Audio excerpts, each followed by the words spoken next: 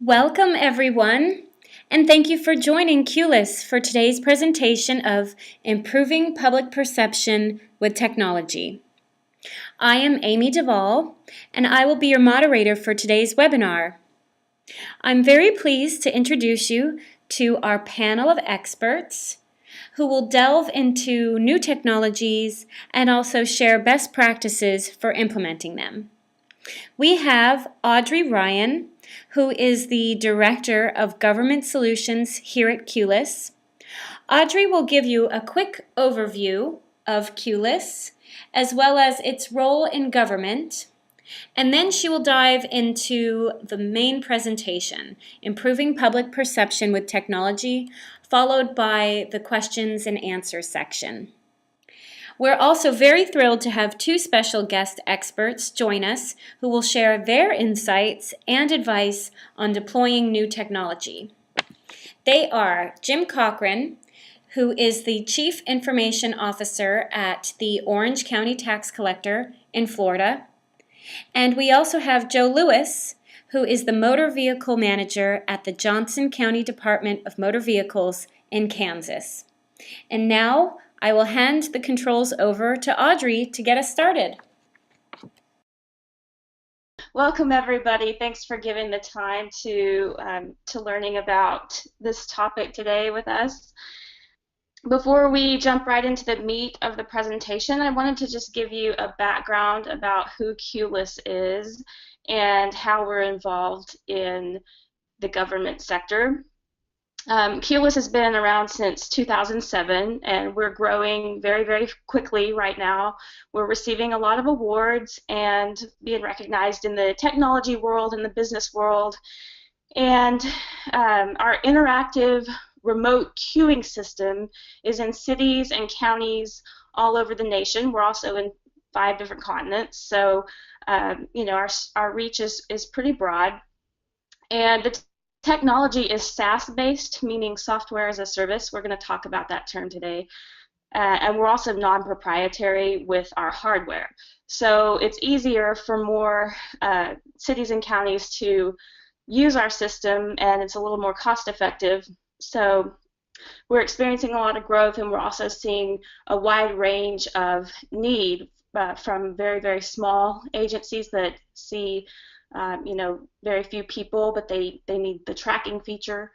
And we also serve, I think, 10 DMVs at this point they see thousands, their mega centers see thousands of people a day. So the system, I'll show you a little graph here. It kind of shows the way the system works.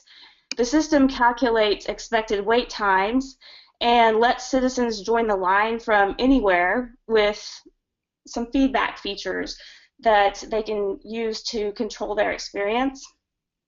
And the office activity is tracked with reporting tools that help analyze and manage their workflow. And we've worked alongside hundreds of government agencies that are in the midst of deploying new technology strategies to improve outcomes for customers and increase their staff efficiency. With that, we will just jump right in. All right. So whether you are joining us from Health and Human Services, a development department, or a tax office, or if you're military or Veterans Affairs, mission drives all of these agencies, and the need to deliver better services at a lower cost is pushing every level of government to look for new solutions. And in the private sector, you see cloud computing, you see smartphones and collaboration tools changing the consumer experience, and that's bleeding into government. So there's a new expectation that government should be able to provide information and services anytime, anywhere, and on any device. At the same time, attempts to meet this expectation have to be done securely, safely, and with fewer resources. So today we're going to be looking at ways that government agencies can build for the future and shape positive perspective by implementing or retooling a technology strategy. Specifically, a technology strategy that lets you innovate more with less and better leverage the data that you're collecting to improve the quality of services for citizens. So I wanted to just include a couple of fun statistics to go over to show you how far we've come as a society with regard to technology and with the adaptation. If you look at back in 1975, which wasn't that long ago, the price of the fastest supercomputer at that time was $5 million. Now for $400, you can buy an iPhone 4, which is not even the most up-to-date iPhone. I think we're all the way up to 6 right now. But that phone is going to have equal performance as the supercomputer did in 1975. And in 2003, the cost and duration of the Human Genome Project, which was ongoing, but it completed in 2003, it cost us $2.7 billion in 13 years of time. In the next decade, they're predicting that for about $100 and 1 hour of time, it's possible to sequence a human genome. It costs 3 times more per month to own a server versus renting in the cloud. And 80% of North American institutions host or are planning to host critical applications in the cloud. And lastly, 2 billion cloud-based email users exist today. So, you know, most of the people in the world are already interfacing with the cloud right now. And then going into another graph that states how many people are actually offline at this point, the Pew Research Center surveyed, came up with this data of all U.S. citizens, but U.S. adults in the year 2000, which was not that long ago, 15 years, 48% of adults were offline, quote unquote, so they weren't using the internet for their day-to-day use. And now just 15 years later, 15% of U.S. adult citizens are offline. So, and the trend just, you know, that line keeps on going. So I'm sure there will always be a few people that are just, for whatever reason, are not able to take advantage of the internet, but we can certainly see what the trend is and what it will continue to be. And it's no secret that we're adopting new technologies at exponential rates. We've come incredibly far in a very short amount of time, and the adoption is just going to continue with the growth rate being faster and faster. And why is this important? Well, the private sector has embraced and capitalized on new technology or technologies as they're introduced into the marketplace. So now people expect certain conveniences, and they're used to having this in the private sector. So technology has become a large determining factor of influence for how individuals perceive their government because of you know, what they're experiencing in the private sector. So there's a quote that I wanted to show you by one of the researchers at Bloomberg Associates that sums up the challenge that we're discussing today. It says, there's an enormous gap between the customer experience you see from the private sector and the citizen experience you get with the government. Though trying to change, government is well behind. And not to get too gloomy, but that does sum up the challenge that we're going to be discussing today. Why is public perception important? Why do we care so much what citizens think? Well, if your public perception is positive, a few things can happen. Firstly, compliance. People are more apt to comply with regulations put in place with less procrastination and less what we call passive pushback. Secondly, public support. If the public perceives that their needs are being addressed and the agencies care about them, they're more likely to support future initiatives. Next, community development. If the public supports new initiatives, if they believe that the ideas being produced and implemented by their government are going to be in their best interest, then that really opens the door for strong and successful community development, as new programs and systems are allowed to flourish with the support and the backing of the community at large. And finally, economic growth. Cities and towns that have strong, developed community also enjoy a greater economic growth. More people want to live in areas where life is enjoyable and support networks are strong, and more businesses thrive in areas that are attractive and desirable for people to live.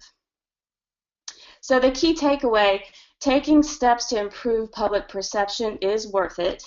And when you're beginning a new strategy, the best implementation strategies start with two things: understanding the needs of your citizens and understanding the agency staff needs.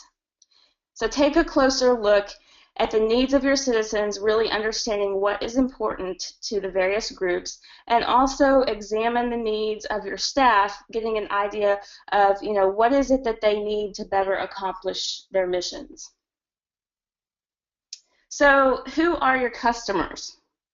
This is something that could be revisited often in much greater detail within each agency. Citizen profiles are going to vary between agencies, and what we're looking at is an average sample of the tax-paying population. So these broad trends will look different when you get into the different publics that each agency serves. This will give you an overhead snapshot of current trends within your average city or county in 2015. So instant gratification is one quality that we see often, and that is stemming from the accessibility of services in the private sector. Everything now is, with the touch of a button, you can order a pizza, you can have your dry cleaning delivered to your office. There's many other ways that citizens are getting things quickly without much wait anymore. Number two, multiple priorities. A lot of people are living in multiple or dual income families. They have several different things going on. They may be going to school and work full time. They may be raising children and taking care of elderly parents. And they're doing all of this with less and less time. Our work hours are longer, and commitments just keep getting more and more extensive. Number three, information users. So how many of you can attest that you have sat at the dinner table and posed a question, just hypothetically talking, and it's not 30 seconds before your junior high kid or high school kid pulls out that phone and within a very short amount of time has that answer for you because they've just Googled it on their phone. That's just one example, but people have been trained to go to the internet to find anything that they need, and more, the information that is accessible to us is greater than it's ever been. So they call this the information age for a reason. And now people expect that they're going to be able to find what they need with relative ease. Number four, content generators. People love to give their point of view. There's many outlets for that. There are websites like Yelp and websites where they welcome comments and feedback. Even our television shows, many of them are designed to gather your comments and your votes. So you can't even watch TV without seeing the comments of other people running as a little strip underneath the program. So, this is a huge part of our culture right now. And it kind of ties in with number five, socially influenced. Everyone or most people out there are using all of this content, this user-generated content, to come up with their ideas and their opinions. From, for example, Angie's List, the list for contractors, and there's now communities for babysitters, and Yelp is always certainly one that we go to decide where we're going to eat or things like that. So people are paying attention to the group and what some of the comments are and the shared opinions to form their own opinions and their own thoughts about certain things. So I'll share with you a couple of interesting statistics as well. 19% of U.S. residents are smartphone dependent, meaning that mobile is their primary, if not sole, source of broadband. 19%. And then 13% of low-income residents, and I indicated because this is a likely group that Human Services or the health department agencies might serve.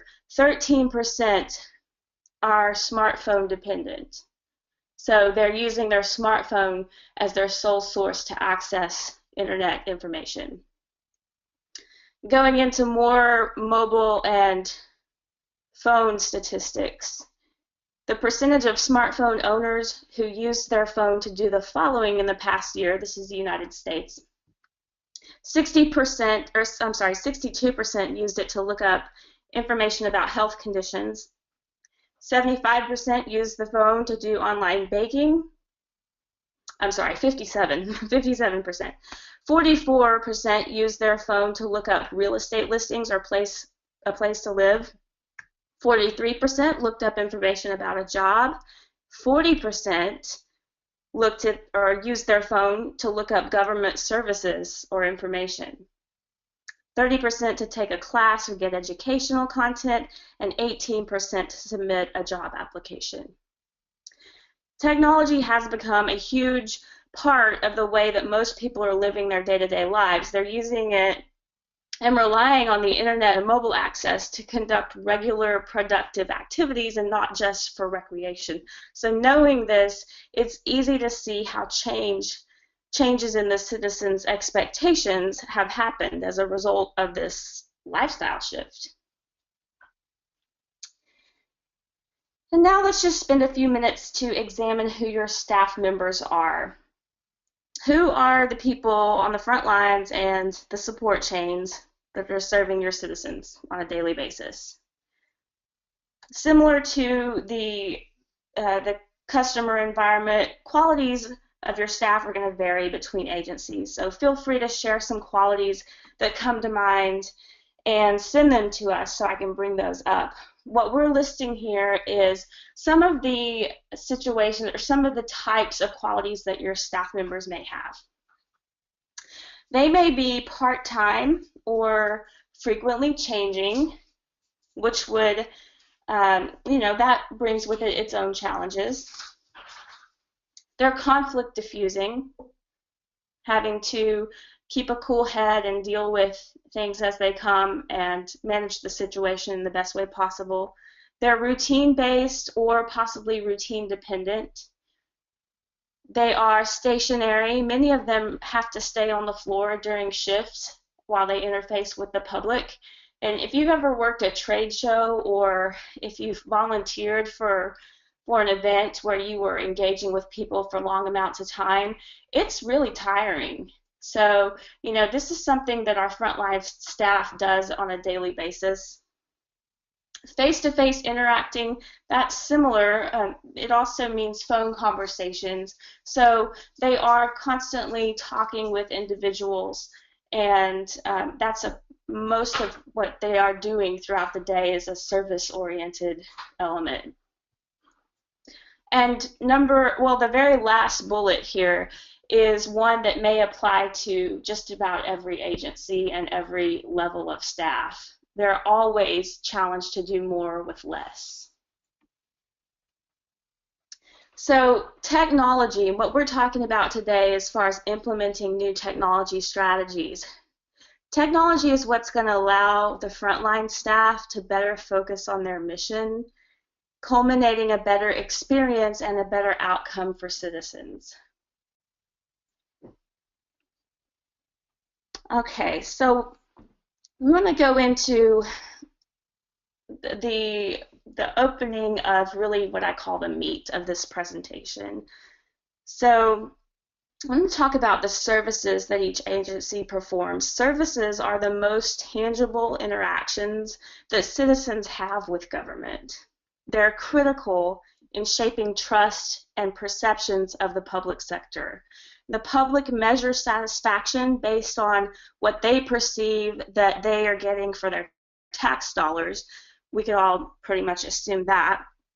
But perceived value is often determined largely by how well citizens are informed about the local services.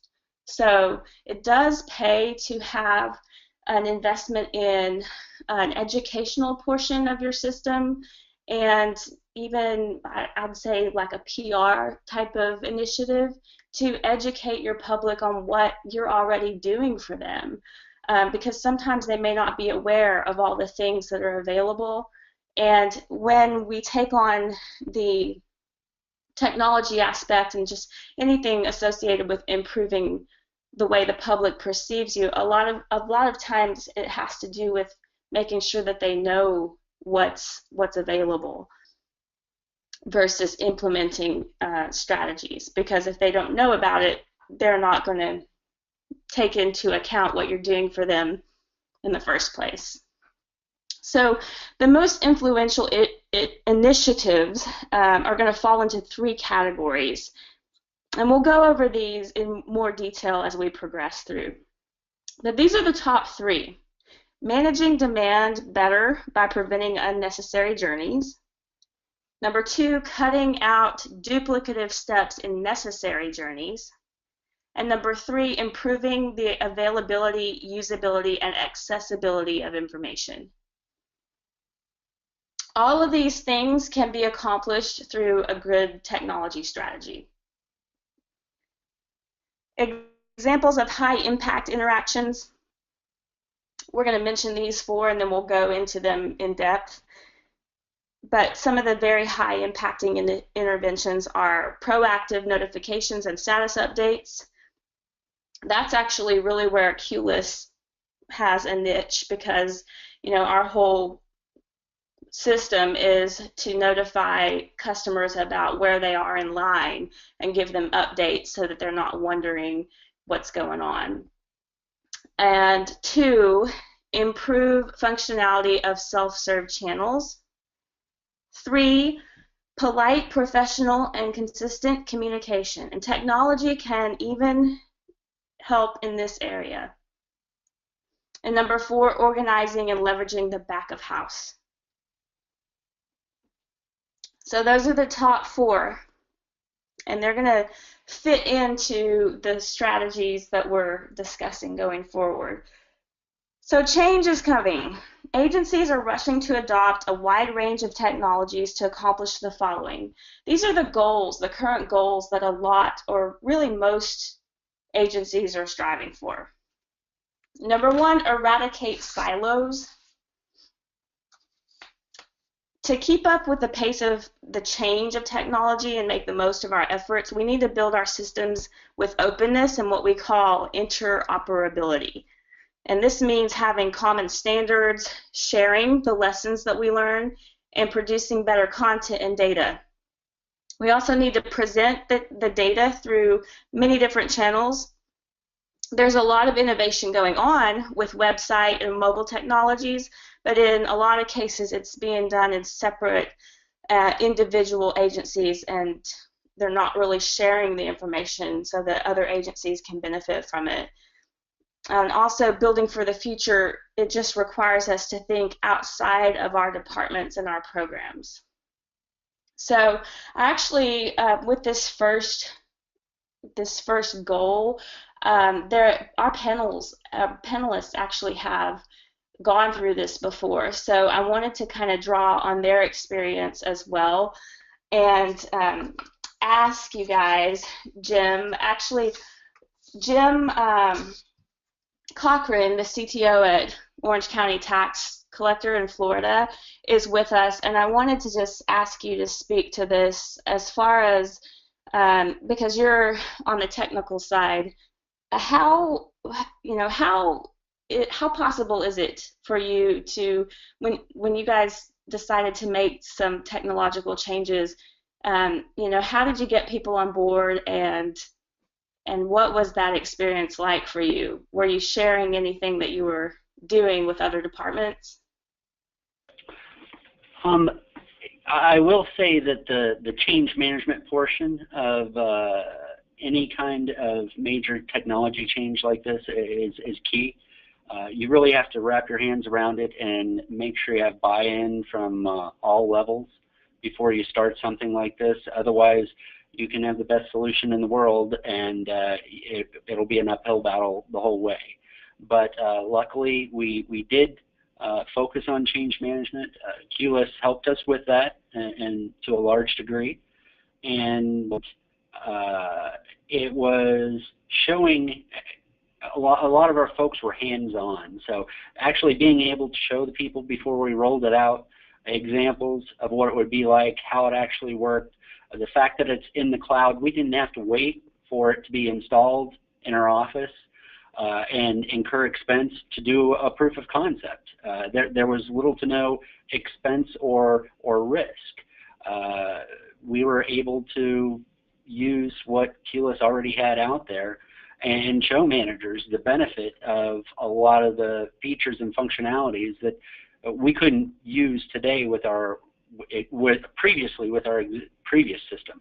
So the way it's set up and managing change management through the process were big drivers to making that a successful rollout. Thank you, Jim. Well, number 2 kind of speaks to thinking about things from the citizen's perspective. Adopt the citizen perspective is the second goal that agencies are trying to achieve through new technology. When governments deliver services based on the needs of the people they serve, then what generally happens is public satisfaction goes up and costs go down. Citizens today are expecting more transparent and accessible and responsive services from agencies. So, despite their best interest, a lot of agencies continue to design and deliver services based on their own requirements and processes and not necessarily the people that they're serving. So it's confirmed actually via a survey done by McKinsey Center for Government that citizens feel frustrated by confusing websites, and they find they still have to speak with multiple people before their questions are answered or their requests are completed. So that can actually result in declining satisfaction and increased costs because you're having to deliver services across multiple different channels. And that's not to be confused with offering information across many different channels, but they're having to, use their internet. They're also using staff members, and they're using a lot of different ways to solve these problems and complete these tasks instead of having one cohesive strategy. So that's important when you're going to design your system, to make sure that you're looking at it from the citizen perspective. And number 3, upgrade and revamp their back office footprints. So the back office operations are actually just as important for improving citizen experience as the front office. The back office drives the speed, the simplicity, and the efficiency that are a lot of times the most powerful drivers of citizen satisfaction. Most customer journeys touch different parts of government. So your agency may want to look at how the journey relates to other departments as well as their department, and maybe reorganize to create cross-functional teams that make that end-to-end customer journey better. Number 4, improve front office tools. Front-end initiatives have the most immediate impact on citizen experience. You'll want to tailor your solutions so that you're addressing the pain points for your department and your agency, but these are some of the most highly impacting initiatives. Proactive notifications and status updates That one we touched on a little bit earlier. Agencies that share information with citizens tend to have higher satisfaction levels and less operating costs, in part because these communications are diverting demand from more resource-intensive channels. They're stopping people from having to come in and talk to the staff because they can find files online or things like that. The state of Kansas, for example, makes wait times, and at their physical branches, their wait times are available online. So citizens can decide whether to visit or which office that they're going to go to. And that reduces demand throughout the day and helps the customers can manage expectations, the staff can manage their workload. So in combination with also they have increased number of services that they can do online, this initiative has helped raise citizen satisfaction just by reducing their wait times. Actually, we do have Joe Lewis online as well, and he's at the Johnson County Department of Motor Vehicles. And I'd like to just ask you, Joe, kind of in the same way, you know, what kind of, when you guys decided that you were going to make a change in your office, what kind of challenges might you have encountered, and how did you overcome those? Sure. I think a couple things to look at is, and we actually started this in 2008 for specifically with QLIS, and when we did that, that was actually where the first I first hosted solution for our IT department throughout our county, and so we had to answer a lot of those same questions, like what is this, why are you doing this, what isn't, how does this benefit everybody involved, and I think for us, being able to take examples and the information we got from our citizens to go to question number 4, statement number 4, is to our IT department and everybody else that made decisions and showing how this would improve our overall satisfaction allowed us to be able to take those risks early on and produce improvements with our line management specifically. Yeah. Well, yes, and I'm glad you brought that up because, I mean, just because you think that you're going to bring this new technology in and it's going to serve your citizens and help everyone, you know, improve, you do have to kind of think of it from all perspectives and address a number of different concerns before you can actually roll that out. We'll move on to, let's see, so there's actually a second point to our improving the front office tools. The second most impacting is improved functionality of self-serve channels. So, you know, self-serve channels they're also cloud-based. So you'll have some of your customers may think, well, should I put my information in here? Is it going to be secure? So there's a lot of things that need to be addressed and education, you know, for them as well. But it's a very high impacting initiative, and citizens are increasingly preferring self-serve channels like online portals, for example. You've seen them online. Although government agencies have started to use them, the uptake can be a little bit low because there are some concerns and you know, some education needed. And some people have trouble fully completing their tasks online. And research shows that satisfaction does drop significantly when citizens are not able to use their channel of choice and are forced to switch channels. So when you're rolling out a self-serve channel like that as part of your technology strategy, there is an education element as well there to make sure that that goes smoothly and taking into account the needs of the customer so that it's factored into your design.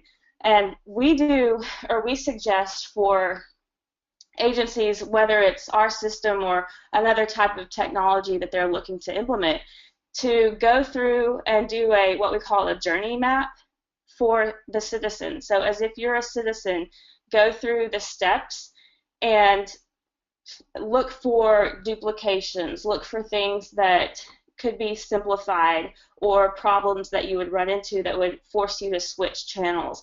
And that will, by putting yourself in the customer's shoes, you'll be able to go back and change some of those design features. Number 3 for front office tools is polite, professional, and consistent communication. In-person and telephone communications still account for the majority of interactions, so staff who can provide clear and consistent information and services in a considerate way are critical for boosting citizen satisfaction. So investing in training and development is really a good idea.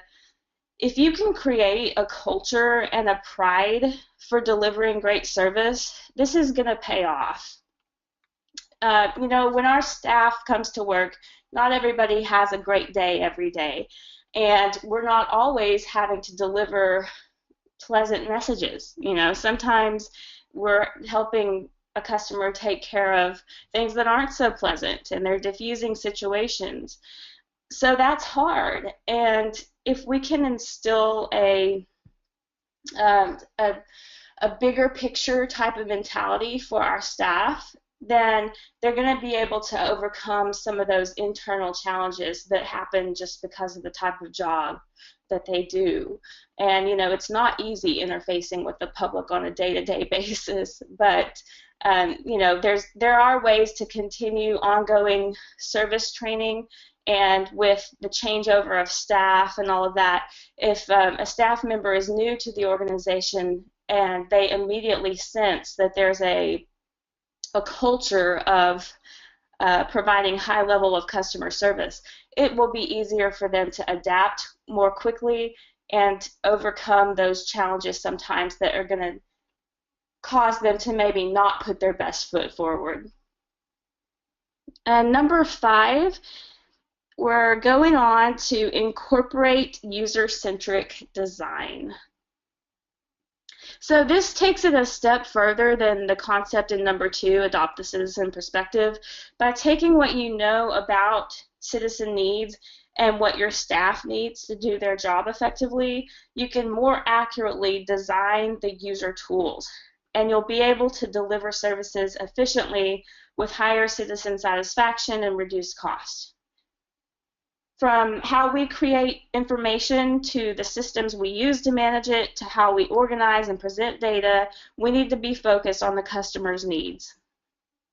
Putting the customer first means quality information is accessible, current, and accurate at any time, whether the customer's at home, work, school, or even deployed overseas.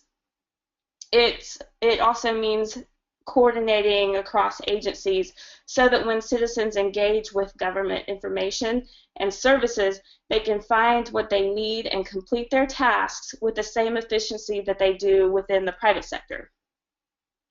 So if you're deploying a user-centric design approach, you're going to do a few key things. You're going to conduct research to understand the customer's business and their needs.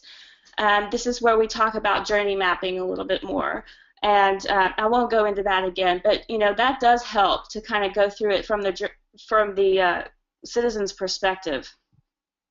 And number 2, make content more readily accessible and present it through multiple channels in a program and device agnostic way. What that means, sounds like jargon. What that means is make sure that they can get this information in the way that's comfortable for them. So online, mobile, make sure that your websites are designed where if they were viewed from a mobile phone that they would come up and no content would be lost. And if someone prefers a mail piece, make sure that you have that in your system and you're sending them a mail piece. Or you've got a brochure in the office that they can take. Number 3, make content more accurate and understandable by using plain language and fresh content standards. 4, offer easy ways for user feedback so you can make improvements when needed. Make sure that there's a place for people to give you a comment or let you know what they would like to see, because as we discussed when we were profiling our customers, they will let you know if given the opportunity. And then just as a side note, I wanted to point out that you have 2 types of customers. You do have internal customers, and that's your people that are federal workers or your military. And then your external is individual citizens and businesses. And we need to apply the user-centric design to both types because they're both customers. All right, so that brings us to number 6, harness data and information. So with data, we can measure and manage performance, and we can leverage capabilities across departments. When we talk about data, we're really talking about it in 3 layers. And in effect, this model represents a shift from the way a lot of governments are providing digital information currently. We've got the information, we have information layer is the first layer. We also have the platform layer and the presentation layer. So the information layer is all about the data that is collected in a structured or unstructured way. Structured is the most common concept, like census or employment data. Unstructured data would be more like it's content-based, like fact sheets, press releases, compliance guidance, things like that. In the information layer, we want to move from managing documents to managing specific pieces of open data and content, which can be tagged, shared, secured, mashed up with other data, and presented in a way that is most useful for the consumer of that information. So rather than thinking about the final presentation at this point, like publishing web pages and mobile applications and brochures, at this point, just focus on making sure your data and content are accurate and that they're available and secure. Treat all content as data and turn any unstructured content into structured data. And we do that by using web APIs. API stands for Application Program Interface. And I know that's a mouthful if you're not familiar with the term. Basically, APIs are tools that allow data to be shared and used across other programs and applications so that all departments can make use of it. APIs are going to create openness and make data more usable within agencies, between agencies, and even used by the private sector or by individuals. If data sharing is done right, the government services will gain more reach and have more value with less cost. Also, agencies can also keep better in check the security and the privacy because they can just secure the data and not the device. And down the road, it's easier to automate the presentation of data in the presentation layer, which we'll talk about in a minute. The second layer of data is the platform layer, and that includes all the systems and processes that are used to manage all the data being collected. So examples are content management systems, the web APIs that we just talked about, the department applications that you're using, and even the hardware that you're using, like mobile devices and tablets and computers. A shared platform approach is going to help us work together to keep costs down, streamline development, and reduces duplicate efforts. It also speeds up adoption of the new technology, and it keeps consistent standards and ensures consistency in how we create and deliver information. To make the most of your resources and innovate with less, you need to be smart about creating new tools and applications and websites and systems. Definitely share the lessons learned and leverage existing service contracts, thinking about them in multiple use terms. So, how can we use this, but also how can other departments in our area use this, and just think about ways to leverage all these new systems that you're bringing in. And finally, there's the presentation layer. The presentation layer is how information is organized and provided to customers or citizens. It represents the way information is delivered, whether through websites, mobile apps, or other ways. Our customer-centric approach comes into play. A customer-centric approach influences how we create, manage, and present data through websites, mobile applications, raw data sets, and other modes of delivery, and allows customers to shape and share and consume information whenever and however they want it. So, summing all this up, if we give some attention to all three layers surrounding data use, then it will allow us to create content and data once and then use it in different ways with better presentation capability. And that's all going to influence your bottom line as well. All right, so there's a chart here that shows you in a glance what our government looks like now and where we're going in the future. And yeah, there we go. So here's what the present looks like, and here's a brief snapshot of what the future is going to look like. Right now, we're more agency-centric in our focus. We're going to be citizen-centric. And metrics-wise, we are focused on our processes right now. And what we're looking to do is be more outcome-focused.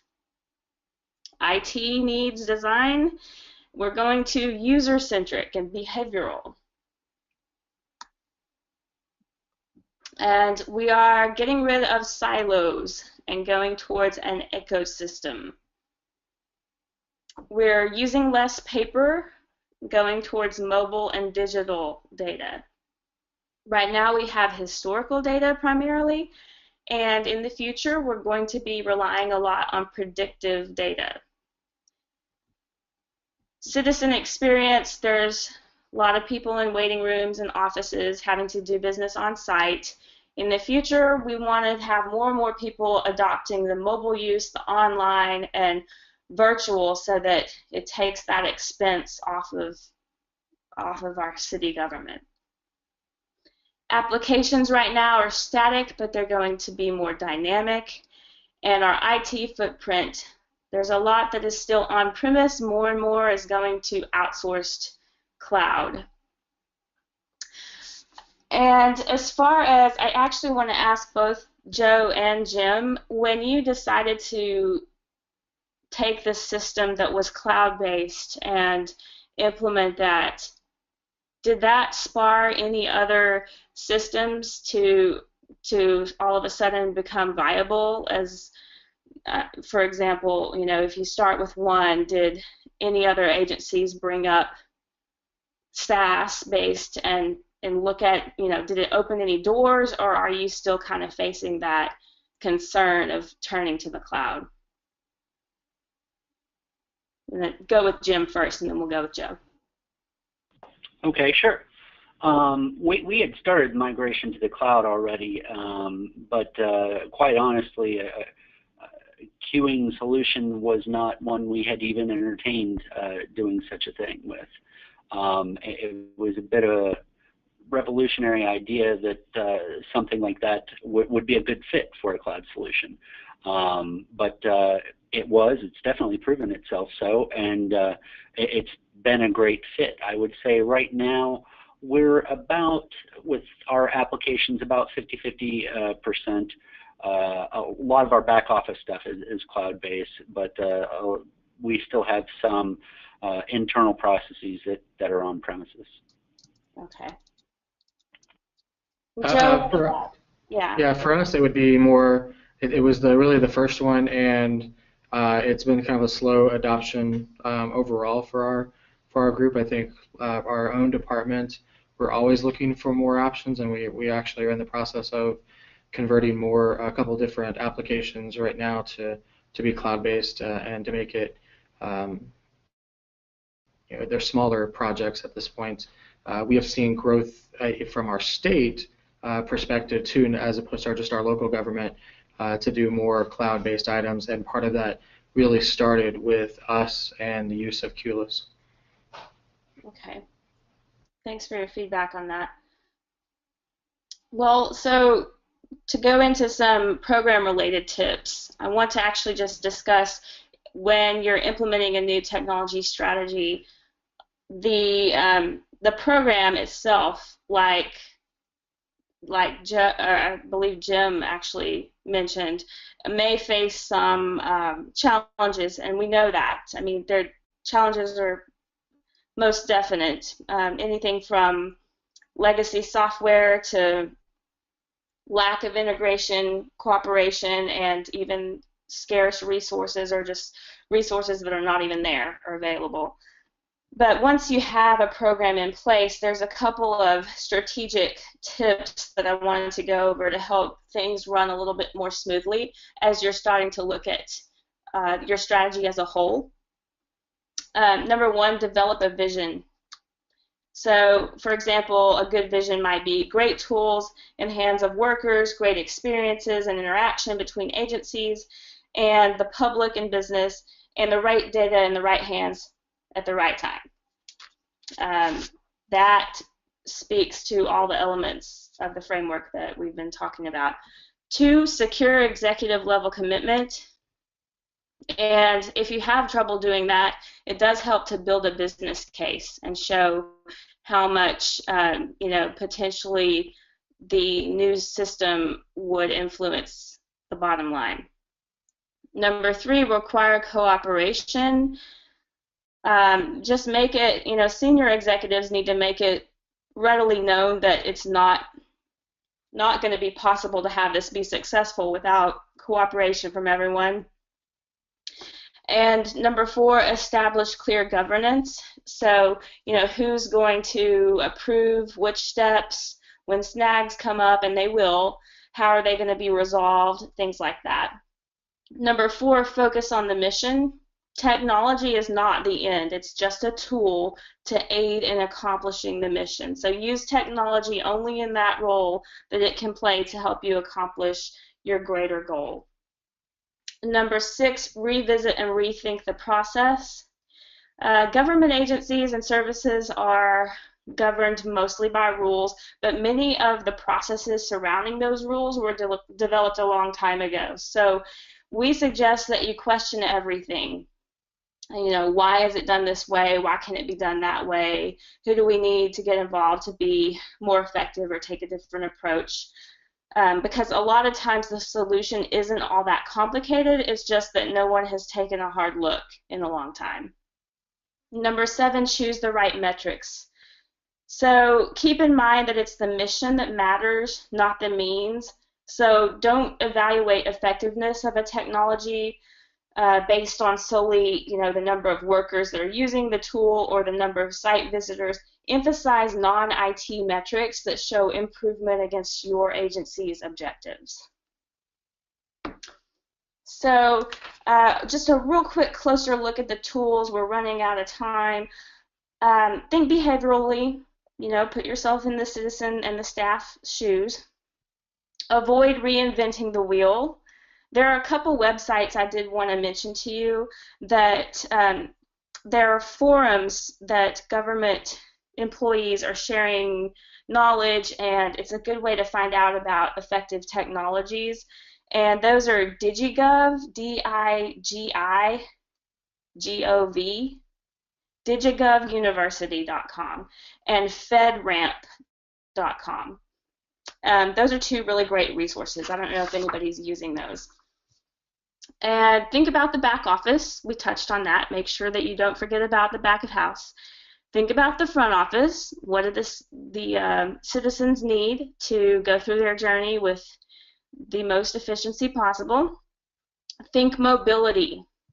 So the thing about mobile tools is that They are the most readily accessible and most deployable and powerful tools for agencies to begin using. So while there may be some security or data sharing issue here or there, those types of barriers are falling and most can already be overcome.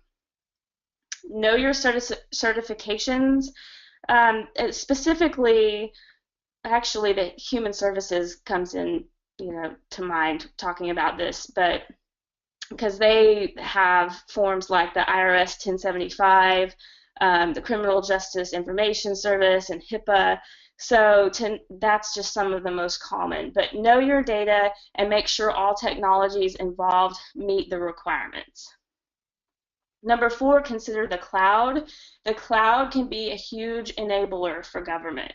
Everything from reduced costs, reduced workloads for IT, and greater scalability, faster application development, although some departmental staff will bring up security concerns as a shortcoming. In reality, a cloud-based solution can be made more secure than what many agencies are currently operating on.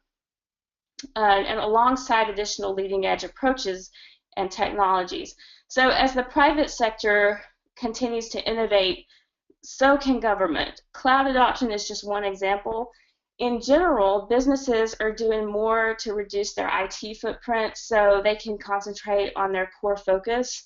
They're outsourcing and adopting SaaS, software as a service based models, or infrastructure as a service models. And government can also look at these options. Even fields like biometrics are even promising for government, for example, as a way to identify clients and reduce fraud. So don't overthink the data. The buzzword may be predictive data, and yes, great results can be achieved in this area, but some of the most valuable progress in regard to effectiveness is being made simply by just putting systems in place and processes that put the right data in the right hands at the right time. And lastly, iterate, advance, repeat. This is one of the most important elements of any new approach. Innovation means observing, learning, and continually improving. So your systems, when first implemented, will get more and more accurate and streamlined as you go. So just be patient with that. And so going into the next slide, just a couple of things before we get to Q&A. To help strengthen your citizen adoption, you're not going to have as big of a problem with getting citizens to adopt new systems as you might think. But here are just a few tips to help things run smoothly. Number 1, give them information in many different ways, because you'll have customers that are going to the website. They prefer using their phone, or they may want a brochure. So be sure that you're giving it to all your different types of customers as you're just getting started in the way that they're used to, so that everyone gets on the same page and gets educated. 2, give them control. Let them take their time. You'll have some early adopters, and then you'll have some that want to do, try it once the new way and keep doing it their old way, but eventually they'll make that switch. Just let them decide at the pace that they're going to do that. Number 3, give them training.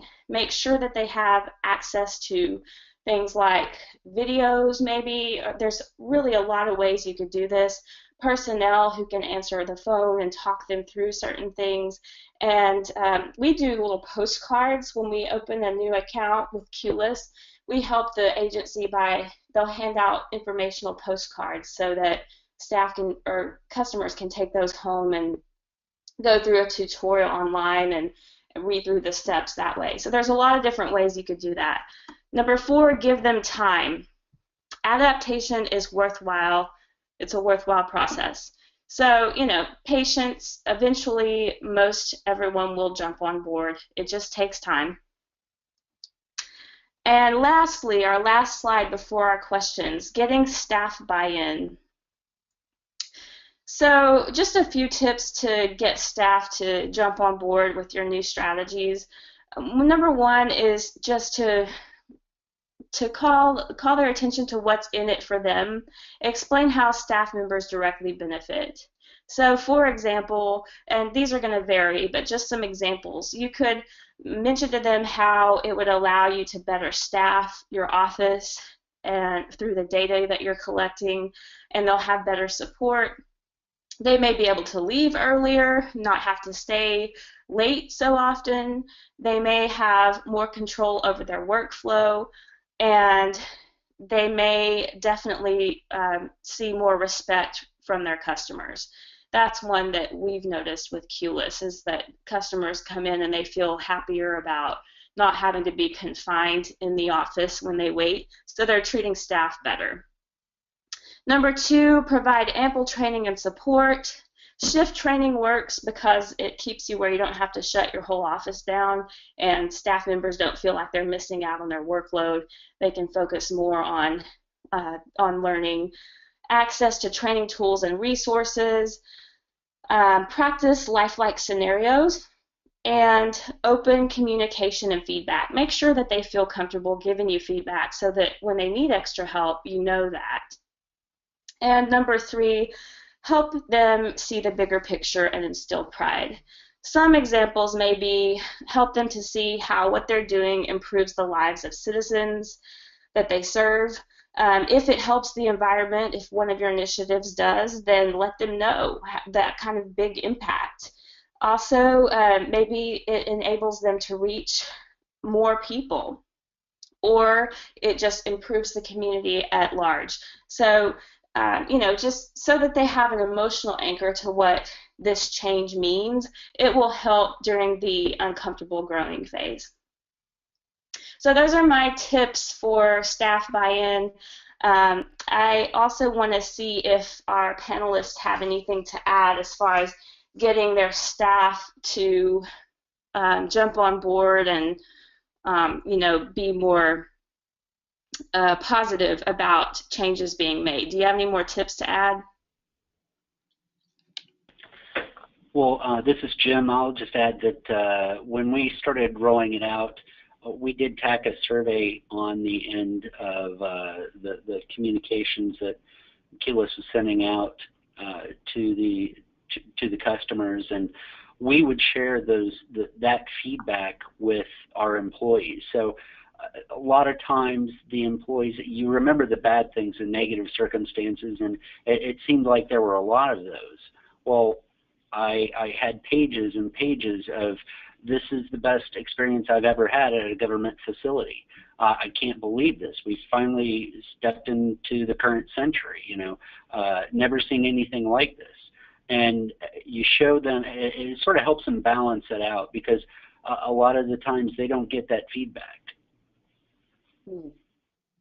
And this is Joe. I would actually echo what Jim said. I think the feedback we were able to get not only from surveys from QLIS, but also just citizen surveys that we provided as a county that talked about the positive influence and the fact that we gave our customers freedom, and that, like you said, they were happier. So for our staff, they could understand that and see that. They saw the changes in front of them, just how their customers came in. But for us to kind of come back and read those same comments, and even today, in 2015, the most common feedback we get is, we love your check-in system. This is much better than whatever state, whatever county that I came from, and I wish that someone else would use this. And we share that in our trainings that we still do today. We provide that to new hires that come in, that same feedback that we get. Interesting. So that kind of helps balance out the frustrated customers. Yes. Yeah. Excellent.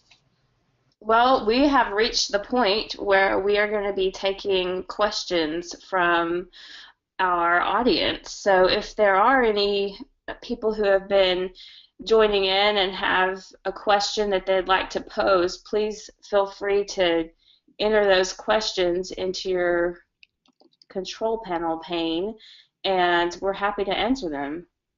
Thank you, Audrey. This is Amy again, the moderator. This first one comes in, and they are interested in knowing about remote queuing solutions. They currently offer on-site queuing with paper tickets, and they're wanting to know why they should invest in a remote queuing solution, such as SMS text or web functionality. So I'm Zach Zippe. I'm also work with QLIS here in the government sector, based out of Atlanta, Georgia. Yeah, it's a great question, and I've come upon this a lot of times in the last 5 years in the industry. A lot of you may have an on-site queuing solution. It's not that we would be replacing that queuing system. We would be adding on functionality to this, meaning you would allow your customers an omni-channel way and help them to get in line remotely through an SMS text, a very simple text, a web-in, or a call-in functionality. This has worked in a lot of DMVs, government centers, and it doesn't really matter whether you see 50 people a day or 5,000 people a day. It just, empowers your customers a way to remotely check in. It helps you with forecasting and reporting capabilities, among many, many other things. I also know that two of our biggest proponents are on the line here as well, Jim and Joe. If you guys want to elaborate on how this helped you as well, this would be great.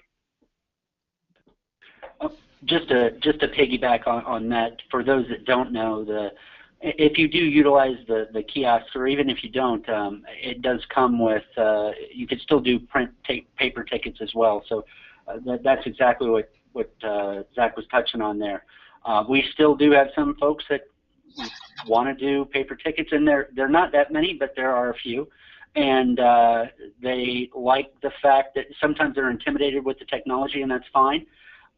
They still go right up to the kiosks, or they go right up to our customer service representatives, and they can get a paper ticket if they want. But for those that like to control whether they're sitting in the lobby for that period of time, or whether they're running out, catching lunch, and if it's time for them to be seen and they don't really want to come in right now, they can hit M for more time, and they can add another 30 minutes, another hour, and they can actually come in and be seen when they want to. Or we actually utilize appointments. And one of the biggest things that we get, the comments that we get, is our people that come in for appointments are seen so close to their time, very frequently, they don't even sit down. They'll walk into our lobby, they'll look around for some of the signage, they'll get a text, they'll look on their phone, and it'll say, you're now being summoned to window 22. And they just follow the signs to window 22, and they never sit down at all. And they come back and they say it's the greatest thing they've ever seen.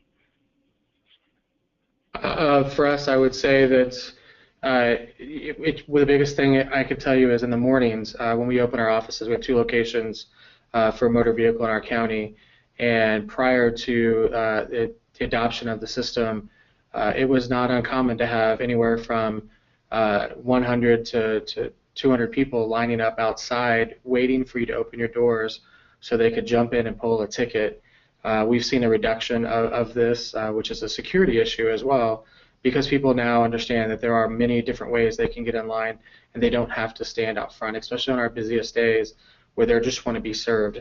As long as they can get in line and then plan out the rest of their day, that's been a benefit to us. And we haven't had, we may have 300 to 400 people in a line on our busiest days, but we only have maybe 50 or 60 actually in the building, which takes a lot of stress away from the frontline staff as well.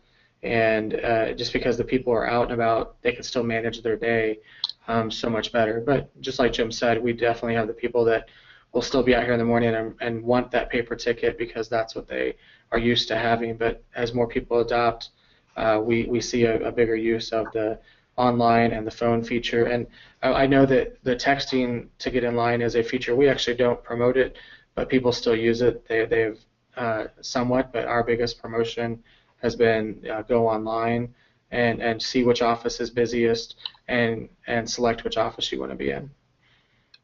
Thank you so much. We have another question that is very relevant to both our guest speakers, too, Jim and Joe. Someone has asked, what is the best way to achieve buy-in for a technology strategy when an organization is resistant to change and innovation? I think whoever was rolling through the slides hit the nail on the head. For us, business case was very huge, and almost equally as big though was giving them the ability to actually see the experience, walking them through it, and helping them envision what it would actually be like to a customer, telling them, here's your cell phone, here's our test number, go ahead and text here, get in line, or go up to this kiosk that I've got on my tablet and put yourself in line, okay, and let me show you how easy it is for you to be summoned, you to know where to go, and seeing all this process. And now, okay, let's go back and let's look at how easy it is to check out reports and where transactions are going and to manage those resources. A lot of people are very visual and very kinesthetic, and I'm definitely one of those, and that is definitely a big selling feature for a lot of the folks that I had to sell this solution to. We had to do a couple things. I mean, it was, first of all, it was some of the smaller projects that we wanted to implement and have success with that they showed that we understood where technology was going and how to utilize it to make our business better. That was probably our first step, and then I agree, having a business plan and giving them access to examples and as we moved forward, I mean, I see that happening even with people coming to us as they want to make changes within their organizations, and they are seeing they're having some I guess some pushback from their decision makers, and bringing them to us and asking these same questions that we went over today in the presentation, and seeing the system and having us walk through reporting, have us walk through the life of a ticket in a sense, where people can, put themselves in line and get a text message to their own phone, and they can take that back. But it was a hands-on approach for many of us as well. Well, thank you so much. And if you would like to personally reach out to Audrey, Joe, or Jim, we have posted their contact information on this slide. Audrey, was there anything else you'd like to add before we sign off? Yes, I just want to mention that if anyone is interested in, talking about how QList could help to manage your workflow, or just look at that as an option for you, we're happy to talk to you. So please give us a call. We can do what's called an assessment of workflow, and that's complimentary. So if anyone would like to schedule an assessment, just shoot us an email, and we're happy to put that on the calendar. Okay, well, on behalf of myself and our speakers, thank you all so much for joining us today, and we wish you a wonderful afternoon. Thanks again.